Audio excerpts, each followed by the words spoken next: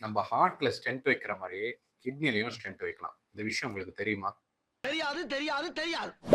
3 காரணத்துக்கோசரம் யூசுவலா stent வைப்போங்க. First kidney stone ஆப்ரேஷனுக்கு அப்புறம் இந்த கசடு, தூள் ஏதாவது இருந்துச்சுன்னா, இந்த ஸ்டென்ட் வச்சா அது மூலியமா ஈஸியா கிளியர் ஆயிரும்.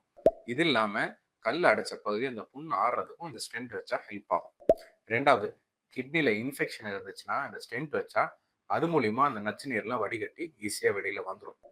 3வது கிட்னில ஏதாவது பிளாக் இருந்துச்சுன்னா, இந்த ஸ்டென்ட் வச்சா அது மூலியமா அந்த அடைப்பை நீக்கி அந்த பாதையை கொஞ்சம் லேசா அகலப்படுத்தலாம். யூசுவலா அந்த ஸ்டென்ட் 2 to 4 வீக்ஸ் வரைக்கும் இருக்கும். அதுக்கப்புறம் நம்ம ரிமூவ் பண்ணிடணும். இந்த ஸ்டென்ட் உள்ள இருக்கிறப்ப என்னென்ன பாதுகாப்புலாம் எடுக்கணும்? ஃபர்ஸ்ட் தண்ணி நிறைய குடிக்கணும். தண்ணி நிறைய குடிச்சாலே இந்த ஸ்டென்ட் உறுத்துறதெல்லாம் நம்மளுக்கு சுத்தமா இருக்காது. 2வது விஷயம், வயித்துக்கு அழுத்தம் இல்லைன்னா அதிர்வு கொடுக்குற எந்த செயலா இருந்தாலும் தவிர்க்கணும். உதாரணத்துக்கு வெயிட் ஜாஸ்தி தூக்குறது, டூ வீலர் ஓட்டுறது, ரொம்ப மோசமான ரோட்ல டிராவல் பண்றது, இதெல்லாம் நம்ம அவாய்ட் பண்ணிக்கணும். ரொம்ப முக்கியமான விஷயம், நம்ம ஸ்டென்ட் வச்சதுக்கு அப்புறம் அதை கண்டிப்பா திரும்பி ரிமூவ் பண்ணணும். பெரும்பாலான ஸ்டென்ட்ஸ் யூஸ்வலா 3 மந்த்ஸ்க்குள்ள எக்ஸ்பைரி ஆயிரும். ஸோ அந்த 3 மந்த்க்குள்ள நம்ம கண்டிப்பா ரிமூவ் பண்ணணும்.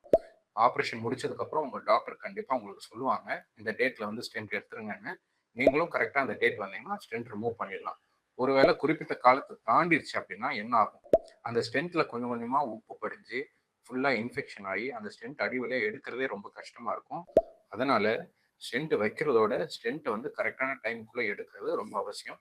நன்றி. நிரஞ்சன் மருத்துவமனை, ஆத்தூர் ரோடு, பெரம்பலூர்.